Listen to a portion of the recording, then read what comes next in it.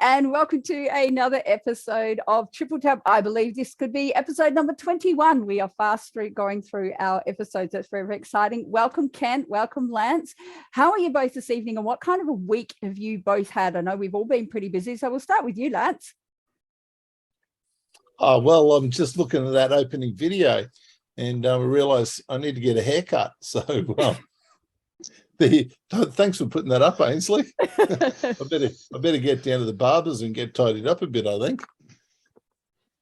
Just so you know, mate, we've been running that intro for a little while. It's interesting that you've only just picked up your picture on it now.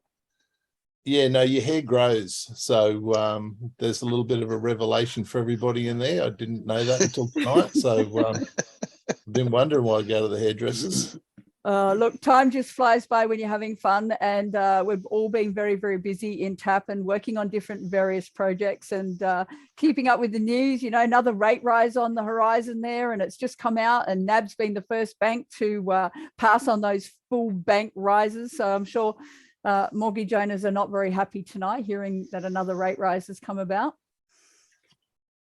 Well, look, I think it's timely that we've got our guest on tonight, who's going to talk about all things banking. We know that banking is most of our problems. That's what enslaves the people. So it'll be good to see what Alexander has to offer, and looking forward to it. Excellent. Kent, how's your week been? You've been pretty busy. You have some exciting news to share? Look, I have been very busy. I wouldn't call it exciting news. I'm pretty disgusted with Anastasia Palaszczuk and the people who tell her what to do. I have to say, genuinely, that woman makes me sick, and the decisions of the Queensland Labor Party make me sick. They're about to try and sell this hydroelectric scheme that she's planning, as if that's some sort of answer or green power for Australia. The woman is planning on building wind turbines, which are a failed experiment across the world, to drive the pumps to pump water out of a perfectly good river up into pristine country, up in a mountainous region.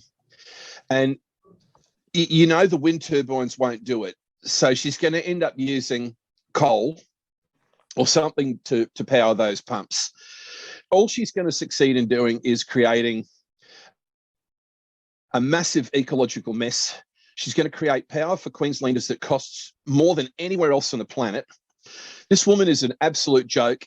Anyone who supports her with this is, in my opinion, a complete and utter moron. The next thing they're doing is they're making it unlawful, a crime. They're going to make it a crime for doctors in Queensland to, in their judgment, if a doctor is giving out misinformation. Now, anyone who has two pieces of IQ to rub together understands that this legislation that the Labor Party is producing and is supposed to go live on the 11th of this month, it's supposed to, they're making it a criminal offence for these doctors, allegedly. And it will be, a criminal offence will now be subjected to the judgment of the Queensland Labor Party as to if the doctor is making misinformation or not. Well, I've got some misinformation for you based on the medical facts and the scientific research around this that's coming out now. Any doctor who says that the vaccine is safe and effective, we know it's not effective. The manufacturers have come out and admitted it's not effective. Any doctor who says this vaccine is safe and effective would have to be guilty of misinformation under the terms. This is an absolute farce, and they're saying that they're going to perhaps even make it lawful to incarcerate doctors who have the audacity to go against the will of the government. I'm absolutely disgusted. That's been my week. I'm preparing teams to fight against this. The phone's been ringing off the hook with doctors from around Australia who are sick to death of things like this. They're preparing to take action, and it's time Queenslanders and the rest of Australia got their heads together, unified, stood up. The teachers have been hung out to dry in Queensland. Their wages docked just because they chose to protect their bodies from a medical experiment. The police in Queensland, right around Australia, our armed forces have been force vaccinated. I've had a gutful. I'm cranky with these people. They're morons. and everyone's seen too many people are accepting it. So that's my rant. That's my week. And thanks for asking me. Now I'm in a really good, happy mood to interview Alex. Excellent. I was going to ask you about the origines, but we might save that for next time, and we'll get on with introducing Let's Alex. get to Alex. And we've got some great questions to ask Alex. So this is Alexander de Amatus, studied electronic engineering at La Trobe University, an MBA at the University of the Sunshine Coast, and as a Juris Doctor at ANU.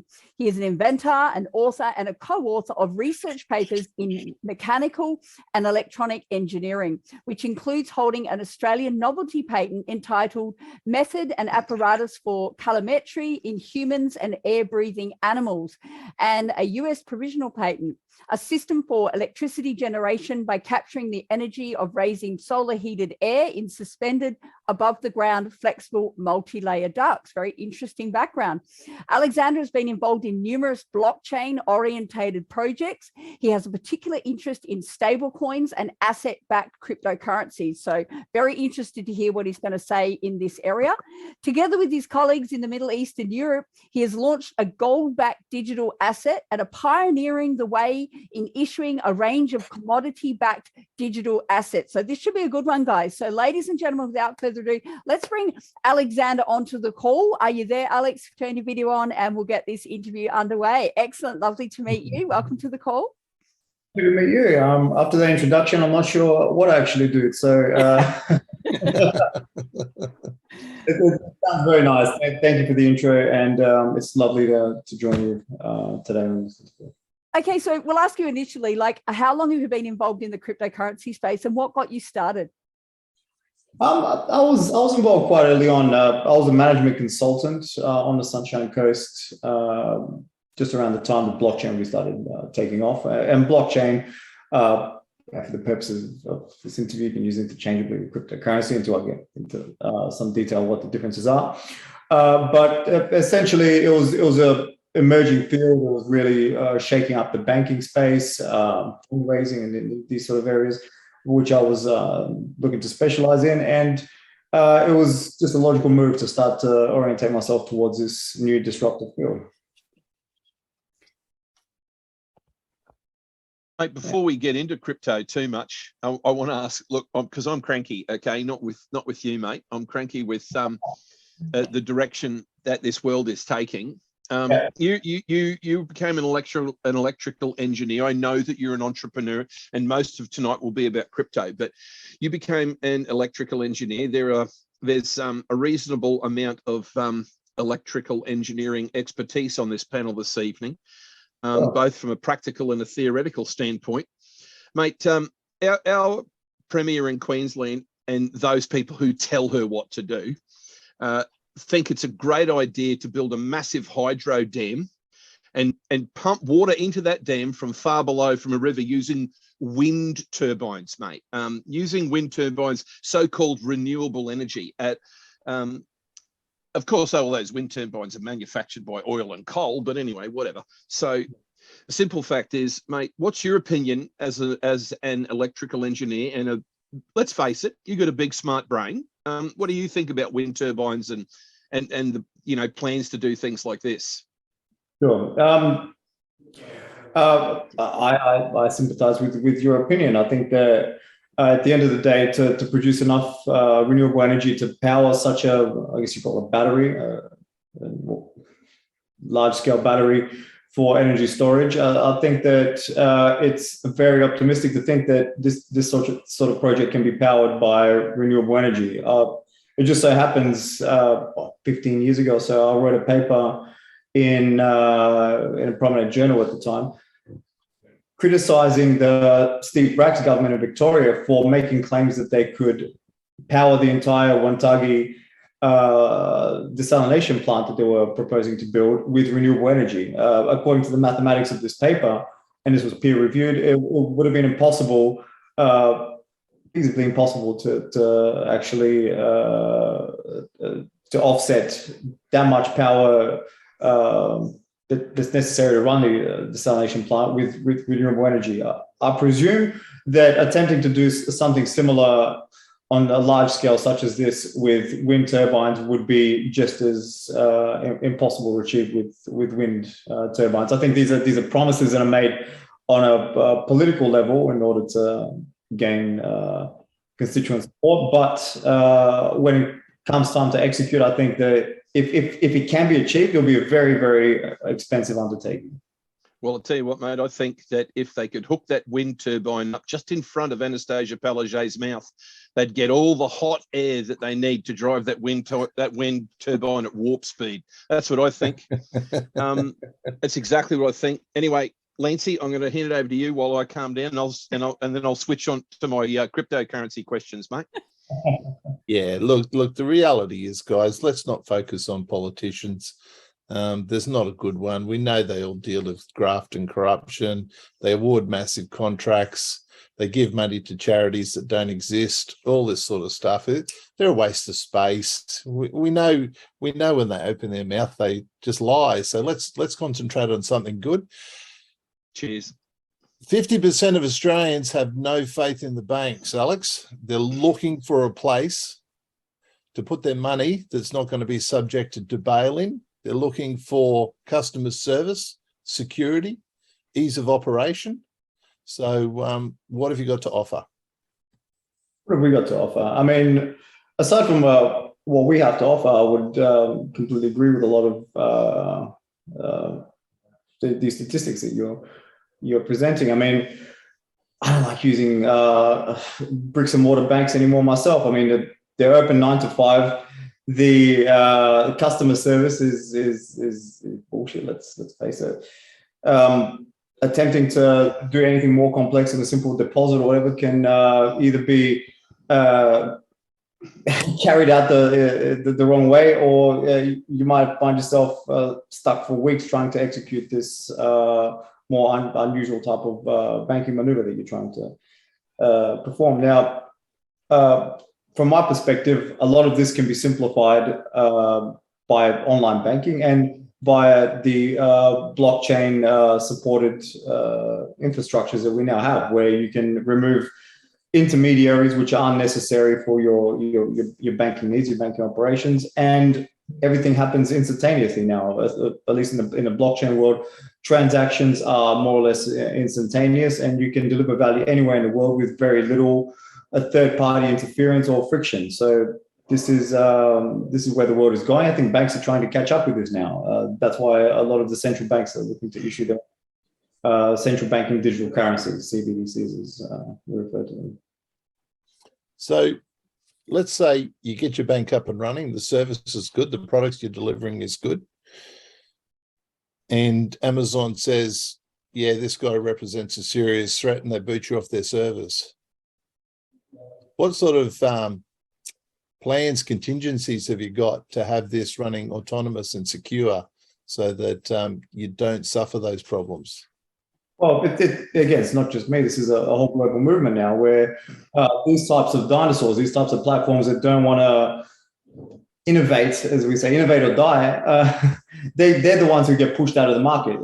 They need to adopt this type of financial infrastructure that's evolving with the rest of the technology that's out there. And the entities which are attempting to block these out and don't want to incorporate it into their everyday business use cases, they're the ones who are going to suffer. And there's many platforms that are coming out at the moment which are adopting all types of payment gateways and payment methods to give their customers ease of transaction. And just because these are large, let's say, American companies, we live in a global society now. It doesn't have to be an American company like Amazon that's providing this service. It can be anywhere in the world. And a lot of these competitive companies that are coming out now are coming out from all sorts of jurisdictions. So my argument is that if a company like Amazon attempts to block this type of innovation, they're the ones who will suffer in the long run, not the innovators which are coming out with these new types of payment gateways and payment processes.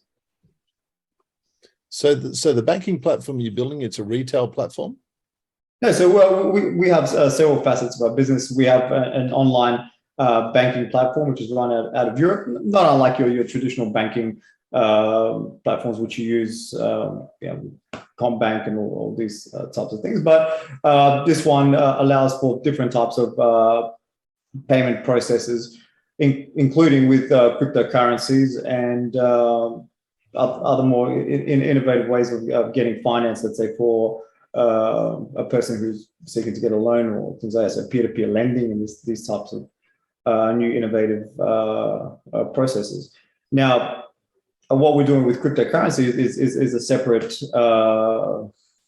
area which complements what we're doing with the online banking, but has its own separate benefits to just online banking facet of group of businesses. We are locked up there for a second. Am I still coming? Yep. No, I can Yeah, hear you're you. coming through. Yep. Yeah, there's we're Ken back all in. we're all I don't know good what now. happened there, guys. That's okay. Alex, look, the world's full of crypto coins, it seems now. For a guy like me who's really, you know, I'm quite talented at cutting timber to the right length and nailing it together. Now, I can read financial documents and things like that because I have an exceptionally patient spouse who helps me do those sorts of things. But crypto coin, XRP, Bitcoin, and I heard of things called Ripple and, you know, Albatross, and I'm making that one up. But anyway, you know, like there's plenty of them out there, mate. So Over what's the go with, 18,000, over 18,000 crypto. 18,000, right? 18,000. Thank you, Ainsley. So, look, clearly the world needs to move into this sort of, well, the world's going to move into this because it's just so easy to do. I mean, XRP, they're saying 40,000 transactions a second. Okay. And there's media reports out there saying that, you know, banks and countries are buying it up. We know that we have entire countries now who operate completely on Bitcoin, etc. The coin that your team, as an entrepreneur, are creating or have created, Gold Coin Reserve, and a new exchange, an actual exchange, which in my conversation with you, it's going live hopefully in a week's time. Yeah, previously we've taken it offline for a short period of time whilst we're making some updates, but a fully regulated exchange. But please go ahead. So what's the advantage with a coin, you know, and a system like yours? Maybe I can speak to some of the other points you made to begin with. Sure. Let me begin by explaining what a blockchain really is, where all these cryptocurrencies are coming from, for those of you that don't understand. Basically, if I was to send you $5 via a traditional banking transfer, there'll be two banks that are interacting with each other, and the ledgers will be updated accordingly via most likely a single server somewhere in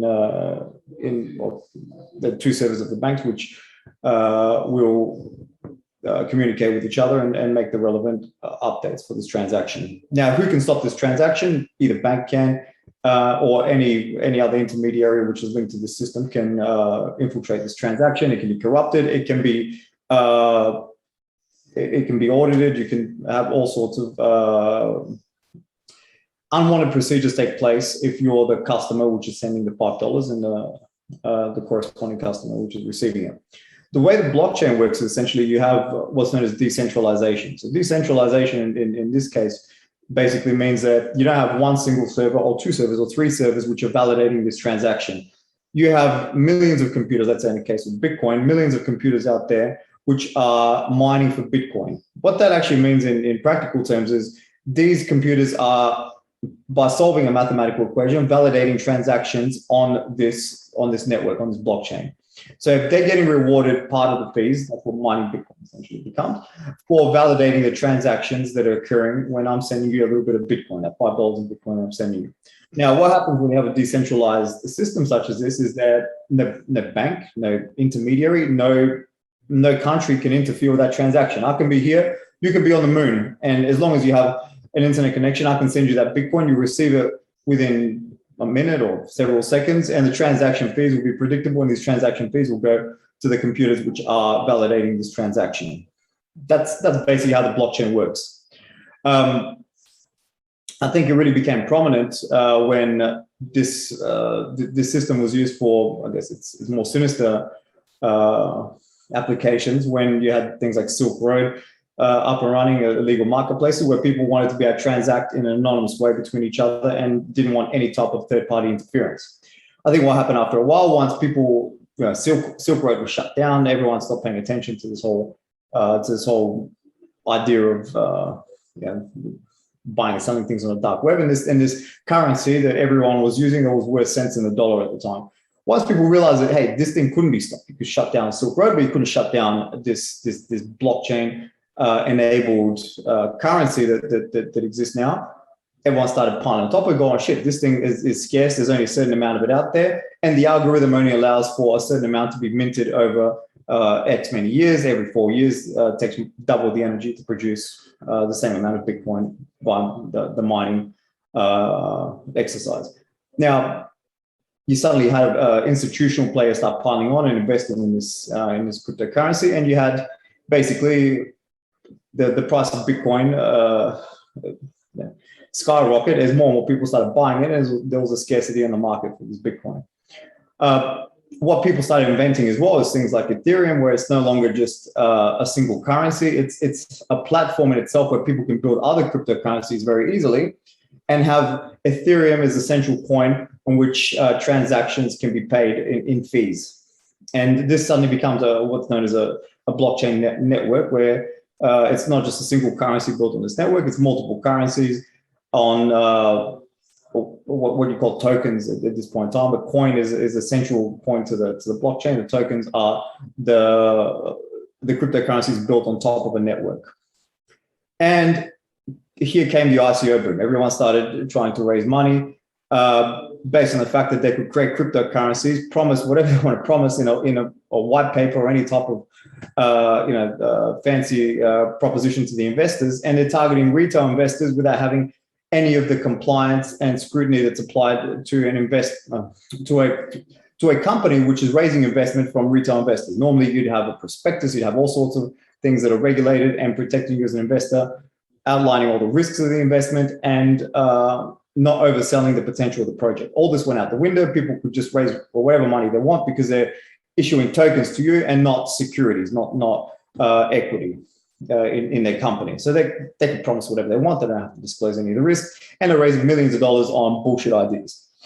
This came and went, and at this point in time, the government started trying to clamp down on this type of fundraising activity. Now, your questions. If I can point out, those cryptocurrencies, they were bullshit things, and they came and went. And if I can summarize it, is a way to circumvent the laws protecting retail investors right, from capital raising activities from companies. A lot of times they weren't even companies that were formed around these projects. They were just raising money on some bullshit idea. A lot of time they add some sort of humanitarian spin to it. We're going to save the world if you buy our cryptocurrency. People fell for it, and because this all happened with Bitcoin and Ethereum and some of these other cryptocurrencies, they believe that whatever they're buying into at cents in the dollar is going to do the same thing as what Bitcoin has. And a lot of time it doesn't actually even leverage the blockchain technology itself. As what I explained to you what the blockchain technology does, this idea of decentralization of computers for financial transactions. By creating a cryptocurrency, they're just raising money on top of. You could raise the same money with an orange. You have a bunch of oranges and associate a certain financial speculative value to these oranges, whether they're cryptocurrency as an ERC20 token built on top of the Ethereum network, or whether they're oranges, is just a vehicle for them to raise funding through. It has very little to do with the blockchain technology, and the fact that they're cryptocurrencies is just incidental to the matter. They're raising funds based on a vehicle that circumvents the laws protecting investors. So your coin has a lot to do with blockchain. I'm picking that up, and I understand it's backed as well. Tell us about that. So what we realized is with a lot of these cryptocurrencies that are out there, other than let's say the successful ones, obviously forget about all the ones that are doing nothing, they're just raising funding for the sake of raising funding. The ones that are successful have a utility value. Now, this utility value, for example, with Bitcoin, and to some extent it's starting to be diminishing, other than its speculative investment value, the utility value of Bitcoin is that a lot of the time up to this point, you had to buy Bitcoin in order to buy into some of the other cryptocurrencies. This is your entry point to buy into other cryptocurrencies, and your exit point as well. You cash out in Bitcoin and then cash out in your national currency. Now, this is no longer the case. You can buy in and out of most of these currencies without having to step into Bitcoin, but it still has a speculative value. Now, the utility value, for example, when you look at something like Ethereum, where you have a central point to a network where there's thousands of tokens that are built on top of the Ethereum network, and the transactions occurring on the network require you to have some Ethereum to pay for the transaction fees, the gas fees on the network. This is a utility for Ethereum. Aside from speculating on what the value of Ethereum will be in the future, you still have a value for Ethereum in its usability.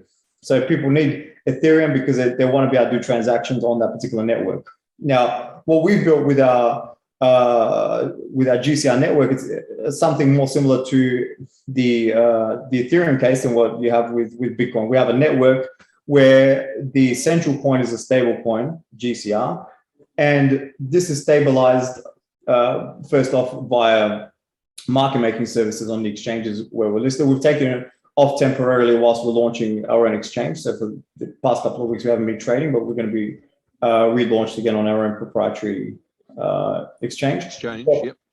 So the price of the asset is stabilized to the price of gold. This is done artificially by market making services on the exchange itself. So the buy and sell side of the exchange is actually enforced with funds artificially applied from ourselves to keep the price stable to the price of gold. But in addition to this, we've been investing heavily in Australian gold mining projects around Australia. So what we do is we buy into the gold mines themselves, and also look to acquire favorable offtake agreements with these mining projects where we acquire gold at a discounted rate, and not just gold, but other commodities as well.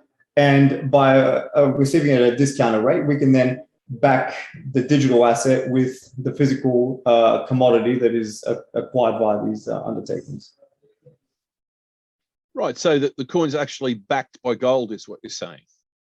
Yes, the circulating supply becomes backed by gold. And with us, for example, we're looking to have a program activated in the future where people can actually exchange their digital assets for physical gold coins or weighing 1 troy ounce of gold.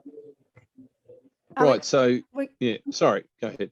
Can we share your website with our viewers so they can go and have a bit of a look at what you've got there? Is that available right now? Goldcoinreserve.io. Excellent. Like I said, trading at the moment is disabled. I don't want to be just promoting our projects onto the viewers. This is just one example of how stable coins operate. Yeah. There's a of them out there. If people are interested in participating in any of the digital assets that we issue, the exchange will be live again next week. It's the GCR Alliance, the exchange is called, and because it's a fully regulated exchange, you have to pass a KYC process and have all of your identification ready for the onboarding. Is there a little bit benefits? Sorry to cut you. One of the benefits is we have direct trading pairs, let's say with euros, and I think with a new launch, we should have direct trading pairs with US dollars. So you can enter in and out of the cryptocurrencies with direct trading pairs with those particular currencies. And you can use SWIFT or SEPA to send this money to any account anywhere in the world.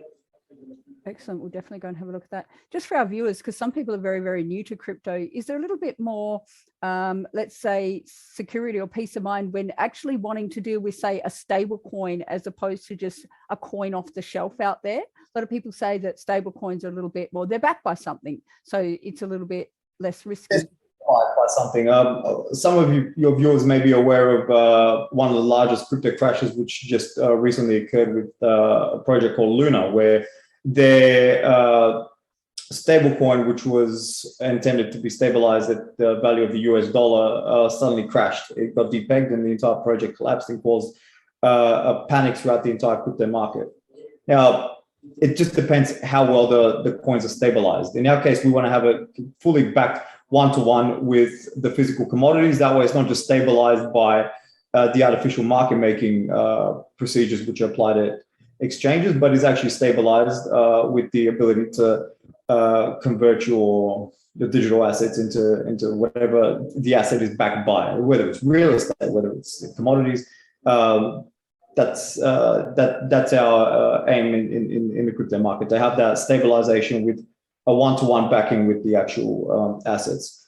To your previous point, what's the difference between that and Bitcoin and ones that aren't stabilized by anything? Well, they're just driven by the market forces, supply and demand, and there's nothing to guarantee that this asset will not plummet straight down to zero, or we want to do 100x. But it's gambling. You don't know what these assets can do. And from my perspective, investing in the crypto market without really having some particular inside knowledge about that particular project is very risky. I've tried investing in Bitcoin, for example, and I'm going by the economic logic at the time. Let's say the equities market's plummeting. You think that that's going to cause a spike in alternative asset class such as Bitcoin. Sometimes it doesn't. It goes all over the place, and it's more unpredictable than I like to dabble with, because at least with equities, if you know what the companies are doing, you know that industry, you can predict what's likely to happen. I've noticed with crypto, it's very, very hard to predict what's going to happen, and it's very susceptible to market manipulation. You have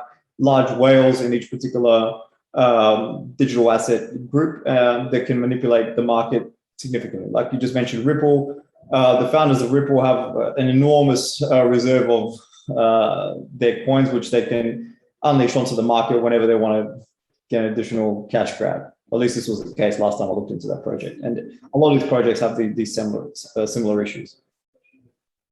So if you could ask you some questions about the gold. So you're buying physical gold.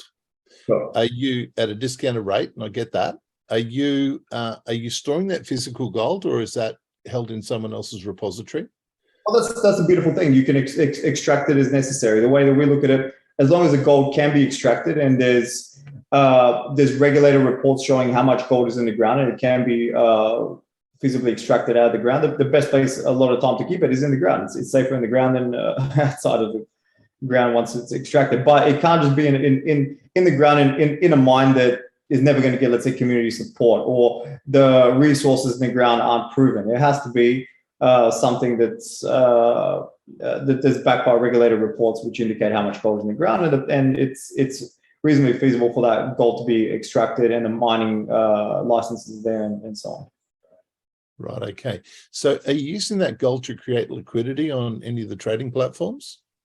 You don't necessarily do that, and it's very difficult to do so unless you just have the physical gold conversion, in which case, if people can convert into physical gold and then on-sell that gold for the full price of that weight in gold, presumably if the market moves outside of its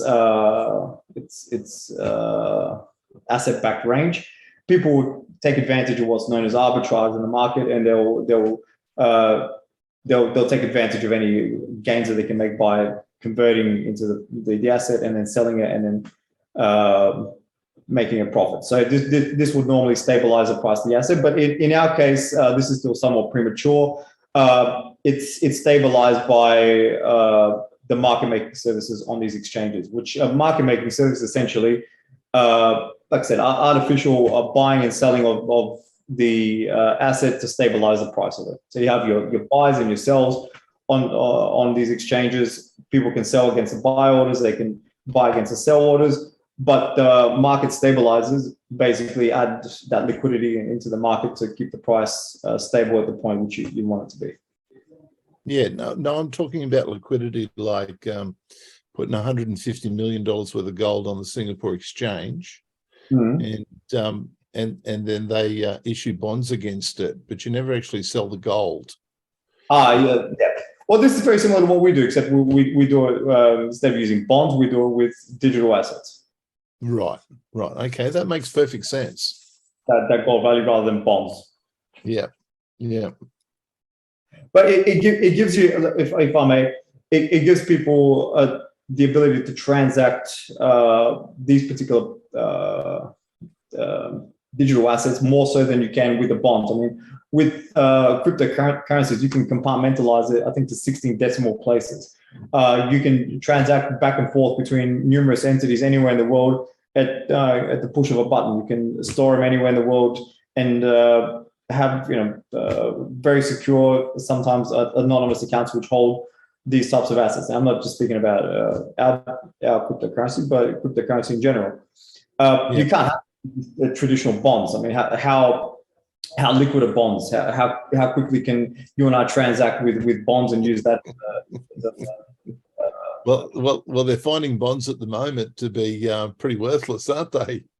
You know, they've written so many of them against fake currency that they're very highly regulated financial products. That's why liquid and very hard to transact with. Once you have them, you're essentially stuck with them at their full value. Very hard to, again, compartmentalize it and use it to transact freely between yourself and your corresponding entities. Look, I'm a big fan of gold in the ground. We use 6% of gold in manufacturing, 6 to 8%. The rest of it gets hoarded. And if we're going to hoard gold, we may as well hoard it in the ground. Because like you said, that's the safest place to keep it. It's the hardest place to steal it. You know, I mean, it's going to be pretty obvious if someone turns up on your mining tenement and starts to process gold, isn't it? It's a pretty slow process to steal it. Of course, unless you have states players which can steal it because they have the legal capacity to do so. So if the Australian government comes and tells you we're taking this tenement off you, it's no longer yours, then what can you do? Yeah. Well, I've got some ideas about what I'd like to do, but I'll keep those opinions to myself.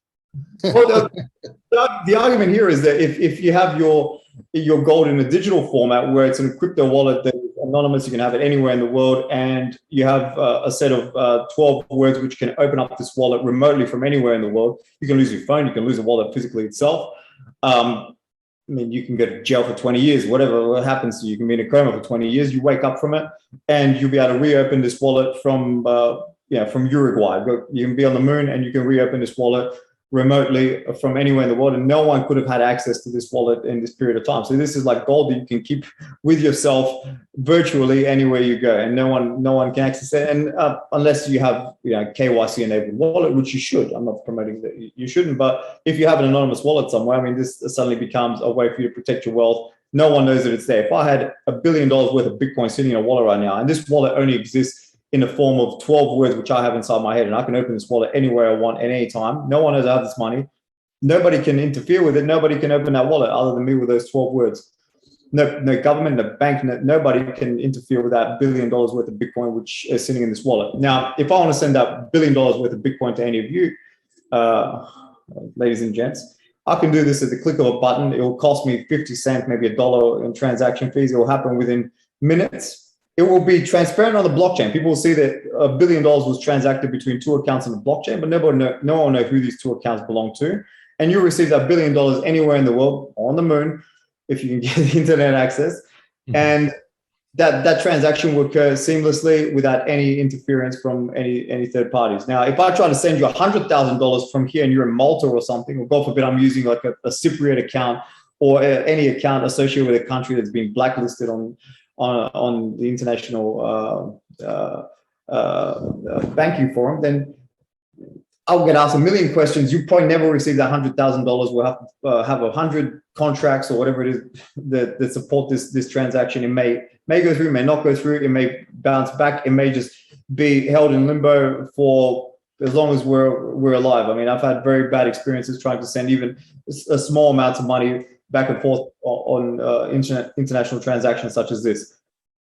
Blockchain-enabled transactions, I'm using Bitcoin as the example, have frictionless transactability. If I was to say $1 billion, $10 billion, and you actually see this on the blockchain, you can see that these transactions occur every so often because they're a public ledger. You can see the transactions happen, you just don't know who they're happening between.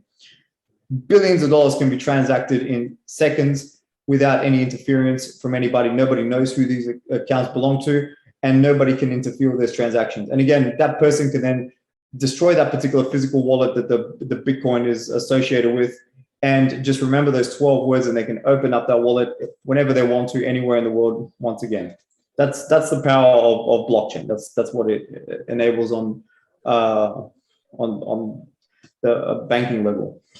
Should I send you Alex, my Bitcoin wallet address, and you can drop that 100,000 right into my wallet? That'd be great.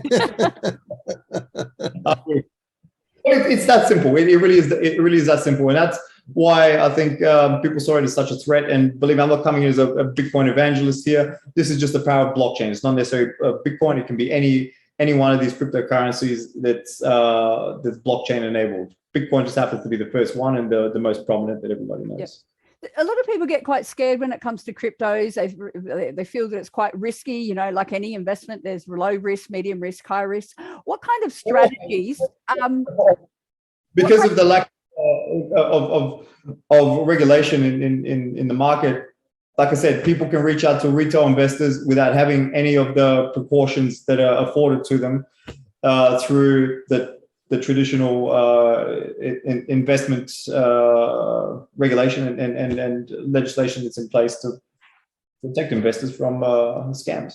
Well, I was going to say, do you have any sort of, do you put any like financial strategies in place for yourself when you're trading and investing in cryptocurrencies, that maybe some tips or advice you can give to our listeners? I've been burnt too many times myself. Believe it or not, it's very hard to predict the trends in crypto because they're very macroeconomic. They move around sometimes contrary to economic logic. And if you ask me, should I be buying or selling Bitcoin right now? I can't tell you. I mean, with Ethereum, with any of these, aside from their utility value, the speculative value is highly unpredictable. I think I'd follow the advice of Warren Buffett, and that's stick to an industry that you're very familiar with and invest only in companies and in it's commodities or whatever it may be that you're very, very familiar with, and you understand what the trends are and you understand what actually affects these trends. That's I think sound investment logic. When it comes to cryptocurrency, especially if it's cryptocurrencies issued by projects that are promising the world, you got to remember they're promising the world. But if there were traditional equities and they were trying to make this sort of this proposal to a retail investor, it would be cut down by ASIC within not even milliseconds. You'd never be able to make this sort of proposal. You have a full prospectus there with all the risks outlined and all of the opportunities carefully regulated by ASIC before it ever gets published and presented to investors. You're not afforded these protections with cryptocurrencies. So I'd say tread very carefully and think of it as going to the races and putting money behind one of the horses, because your chances, unless you have some really insider knowledge on that particular project, is your chances are just the same chances you have when you're gambling. And again, just because you think you have some insider knowledge on a project, be very careful again, because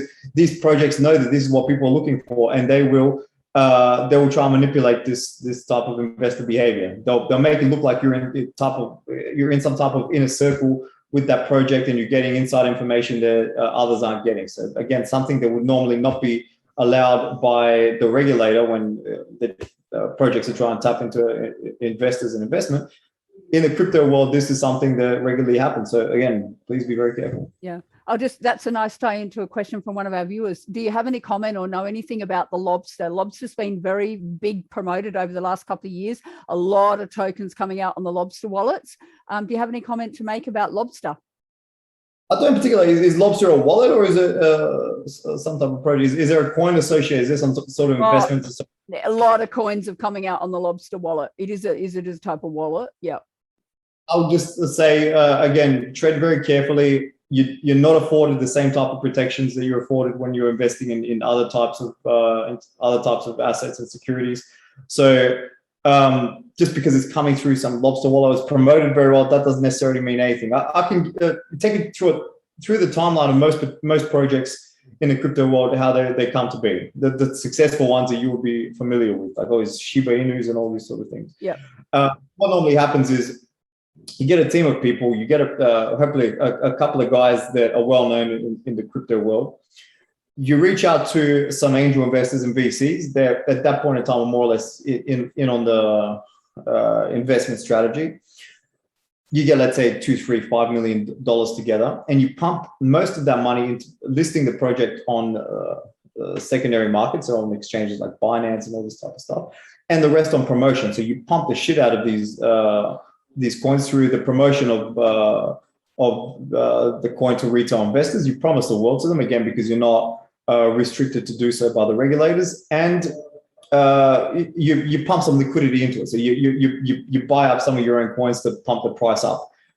This normally causes a spike in the price of the digital asset that you've issued, and then you start selling your own reserves onto this particular buying trend. And what normally happens is the price will collapse. Sometimes you earn enough money through this process to pump it up one more time and get another run on it. But you know, most of these projects, you get one spike in their price, maybe the second one down the track, and then they flatten out, and they all flatten out. That's because they have nothing backing them, no assets, and no actual use case. Like I said, with Bitcoin, there still is some use case. With Ethereum, these coins that are central to a network, there is a use case. People need them. That's why they have some value. But if it's just a way to circumvent investment laws and target retail investors, this is the timeline which most of these projects follow, and be very, very careful. They can promise the world to you, but the chances of them performing, unless they have some sort of underlying business model which actually makes logical sense, there's no need to be investing in them. And if they had some logical business model, a lot of the time they wouldn't be taking the cryptocurrency route, unless there's some reason for them to be applying the blockchain in their business activities. A lot of time they don't. They're just issuing cryptocurrency for the sake of issuing cryptocurrency. And when you see that, the argument is, well, what is the point? Why don't you just raise equity like every other business where your fundraising efforts are regulated, and you can be scrutinized on the funds that you raise by the investors which have supported you. Another question from one of our viewers. They thought XRP was backed by gold and XLM was backed by silver. Is this true, or is it all BS? No, unless you can get the gold at a discounted value, or let's say with USDT, that's the most prominent stable coin associated with US dollar. Unless you can get these things at a discount, how can you fully back it? It just doesn't make mathematical sense. If I'm issuing 100 million coins and they're all backed by 100 million US dollars, where's the margins? Where am I making money? How's the business work then? Same thing, if they're just buying gold at spot price, and this is what normally is afforded to customers of gold, you can only buy it at spot price. Where are the margins? See, with us, we have to take very innovative steps in how we actually purchase into these gold mines. A lot of them aren't operational yet. We have to do a lot of due diligence on these mines and come in just when they need the capital, and they have the proven resources, that JORC proven resources in the ground, regulated reports. Like I said, we know how much gold is in the ground. We spend a year or two sometimes working together with a project before we can invest in it and get these gold agreements, and then we get gold at a discounted rate. But we're taking also a significant risk, because this gold is still in the ground. It still needs to be pulled out of the ground. And these projects, if they were actively pulling out gold without the need of additional funding, they'd be selling it at the spot price. Why would they give it to anybody at a discount? So the argument that any of these projects are fully backed by gold or US dollars, I think with USDT, they're backed supposedly by about 2% backing of actual US dollars behind the floated USDT amounts. So I'm looking at. Sorry, mate. I cut you off then. Sorry, go ahead. It's just I'd like to see what these companies are doing to make money if they're literally issuing the same amount of currency as what their reserves are of the supposed backing commodity or currency. Where's the business where they're making money? Alex, It's an interesting point. No, it is a very interesting point. Sorry. Okay, look, I look at the world today and what's going on in the world, and it's really obvious to me that the governments of the world are deliberately deflating paper money. They know it's worthless, but they're deliberately doing it. And they don't have to. And there's governments certainly are not above creating panic and scare to try and scare the world's population into doing something. We're seeing oil pipelines blown up around the place. We're seeing US officials 4 days ago saying, we genuinely think that was Russia. And then Biden making the threats that he was going to blow up the Nord Stream 2. I can't remember how long. Exactly. 4 days ago, they said, we think that Russia's blown up their pipe. And right now, today, they came out and said, well, obviously, there's a massively tactical advantage for America in this. We've destroyed Russia's income, and that's good business for everyone. They basically admitted to it, right? On American TV today. To me, it's just very funny when you have reports that come out that basically already know exactly what's happened minutes after it's happened. Obviously, it's sabotage. It's obvious it's this player that's done it. I mean, no investigation has been taken place yet. And obviously, I mean, look, if we live on the Western side of society and there's a conflict going on and we have an adversary, our media is going to tell us things that are supportive of the interests of the people that are in charge of the Western side of the world. I'm sure this happens on the other side as well. I think people just need to be aware that your media is going to give you information relating to the interests of whoever is running your particular government. I don't think that just because we're in the Western world, we're not susceptible to propaganda and things being. I think they invented it, Alex. Okay, I think they invented it, right? But the fact is, I'm always skeptical about those things, and to me, it seems extremely obvious that. Let's point something out here very quickly. A yes or no question. Sure. The name of your coin is Gold Coin Reserve. Right. There are those that, and there is a global currency reset, GCR. Now I know your coin's got nothing to do with global currency reset, right? So find the name first. So exactly. So Gold Coin Reserve, right? So the answer's in the name. But let's take a look at this. Governments are deliberately deflating paper money to zero. Everyone knows it. There are no governments in the world jumping up and down about this, saying, listen, how about you be responsible? You're destroying the paper currency, you're destroying money, right? No one's jumping up and down about that. They're just jumping on the bandwagon and doing it more and more. You know what paper currency is? I mean, it's just an IOU at the end of the day. Exactly. It's an IOU. Exactly. Yeah. I get that. But they're deliberately doing it, right? They're deliberately doing it. Anyone with two pieces of IQ can see they're deliberately doing it. They're not complaining about it. They're just jumping on the bandwagon. It's just lazy economics. I mean, is it? I'm very. There could be malicious reasons as well, but a lot of it, I think, is also just lazy economics. I mean, if people couldn't predict that we're going to have huge spikes in inflation after what happened with COVID, I mean, it was crazy. I was predicting this 2 years ago. I was looking at the fiscal packages that were taking place. Money just getting pumped into the economy.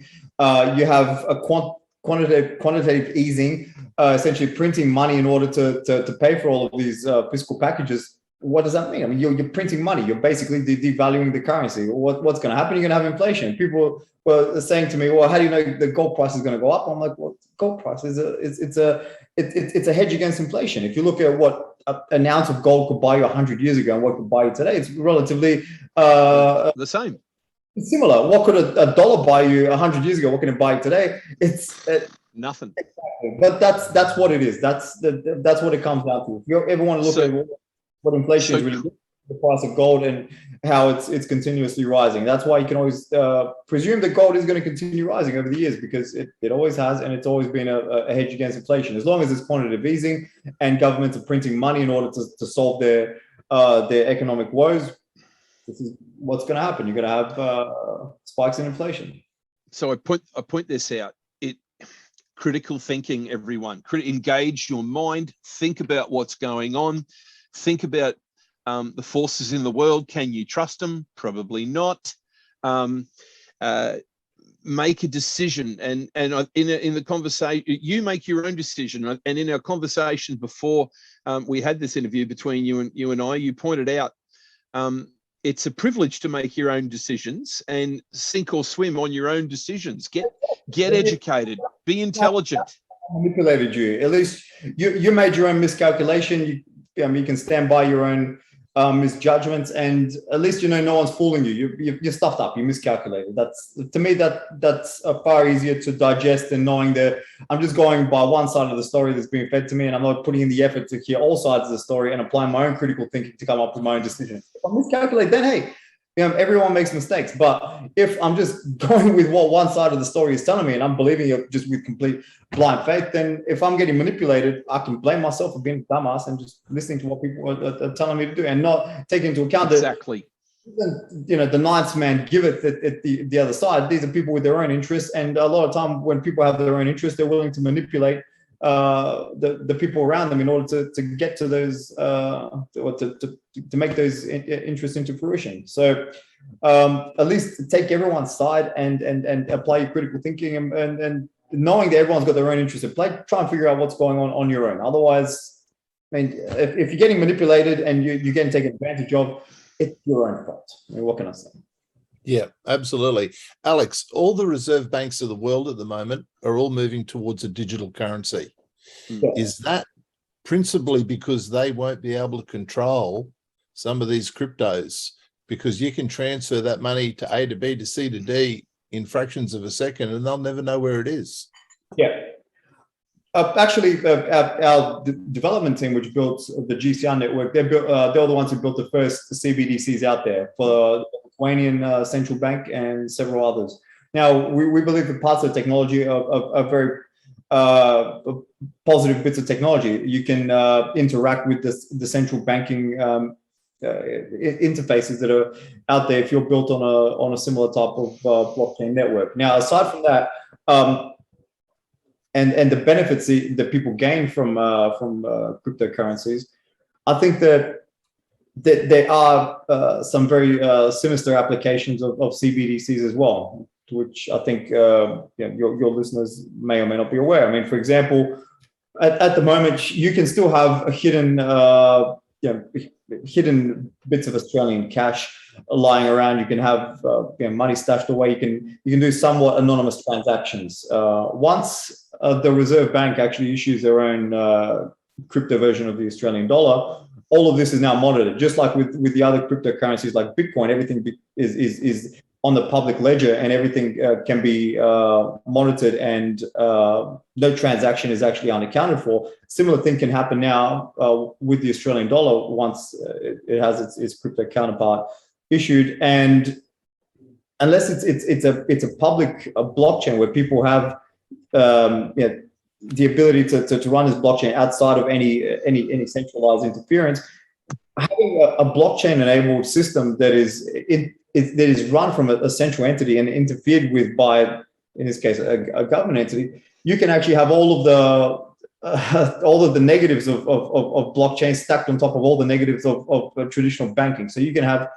the banks now basically turn off your wallets, or any transaction which you now conduct will be traced. That you won't be able to send a single dollar, a single cent anywhere that won't be monitored by the issuing central bank. So it's another element of control. What blockchain was trying to bring in terms of freedom to the user, the central banks are now stepping in and attempting to overturn this with their own competitive. Let's give an example of that. Let's give a real life example. A real life example of that is a guy on a jet ski helping out flood victims in northern New South Wales. Said, hey, look, I'm helping out flood victims on my own jet ski. This is costing me a fortune. Can anyone send me some money to this bank account for fuel, and I can give food to these people who are starving, and I can get water to them so they can drink, and I can get dog food to someone's pet that's stuck 20 kilometers up a river. And all of a sudden, the Australian government goes, oh, hang on a second. We don't like this guy.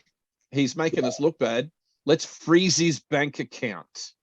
Boom. They can freeze that account in an instant, like they can with a traditional bank account now, but they can also monitor every cent, every transaction that occurs on this particular from this particular wallet. It becomes far easier to monitor and to to interfere with as well. So again, the positives of blockchain can very easily be turned into a very a sinister weapon against the people as well. Yep. I've just got one last question before we close, guys, because we are coming to the end of our time. Alex, a lot of people have heard about ISO 20022. What are your thoughts on this, and how is it going to affect the cryptocurrency going forward? A lot of people say that if it's not ISO 20022 back, then a lot of the cryptos will go if they're not part of that. What's your comment? It's a American standard for electronic messaging for these types of transactions. It's not dissimilar to SWIFT. It's just a regulatory standard to which certain cryptocurrencies can comply with, and that gives them the stamp of approval by the SEC and by the regulator. So it allows these particular cryptocurrencies to interact with the banking infrastructure more than others. That's all it means. You got to remember, a lot of these cryptocurrencies are not issued by American entities or Australian entities. They're issued in jurisdictions which don't necessarily comply with these particular standards and this type of regulation. So to some extent, I think that the more traditional and manipulated and regulated cryptocurrencies may be promoted more so than others through this type of standard.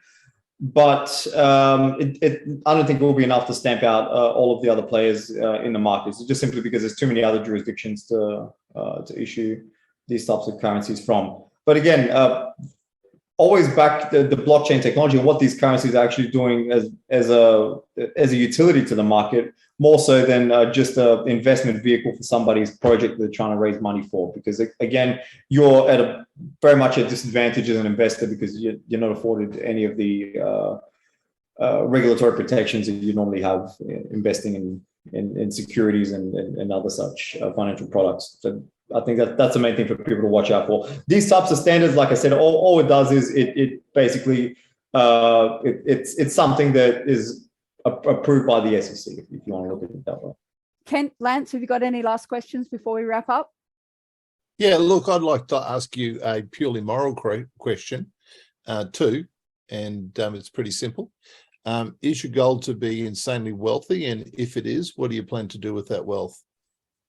No, I think wealth in itself is a byproduct of doing something well. If you're really good at what you do, you're passionate at what you do. I always tell people, look, don't just do something because it'll make you money. You'll be miserable doing it. You'll never be that good at it anyway. You'll never make that much money. Find something you really love doing, and money will be a byproduct. Now, if you make a lot of money, hopefully you'll also use this money to do good things with.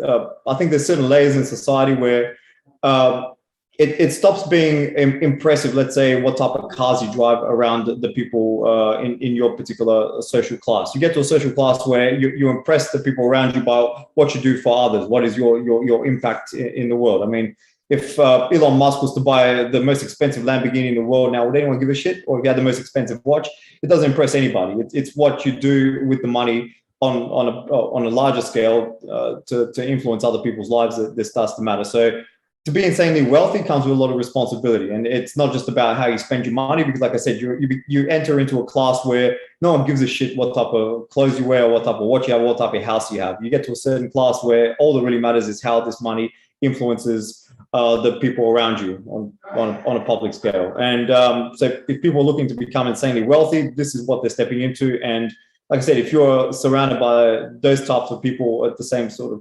of class, you're not going to be able to impress them anymore by what you buy. It's what you do with that money that starts to become significant. And again, by what you do, I mean what you do to affect the people around you. So, yeah. Excellent. Alex, Awesome. Just before we wrap up, do you have any last piece of advice you'd like to leave for our listeners tonight who might be thinking about getting involved in cryptos, who might be a little bit hesitant getting into cryptos? Have you got one last piece of advice before we close off?